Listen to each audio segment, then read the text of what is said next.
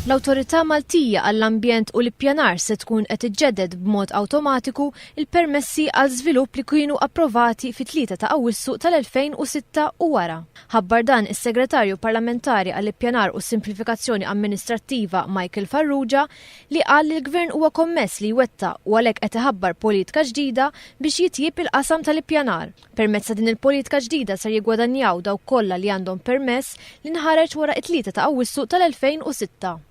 Dawn mhux ser ikunu kostretti li jerġgħu jidħlu fl-ispejjeż u m'għandhomx għalfejn jerġgħu jgħaddu mill-proċess burokratiku biex iġeddu dan il-permess li għal xi raġuni jew oħra l-iżvilupp ma tkomplix jew ma kienx utilizzat. qal li dawk il-permessi li nħarġu wara Awissu tal-2006 issa ser jiġu awtomatikament imgedda sal-31 ta' Marzu tal-2014. Is-Segretarju Parlamentari qal ukoll li din il-politika se tkun qed tilħaq aktar minn 250 permess li skadew jew waslu biex jiskadu.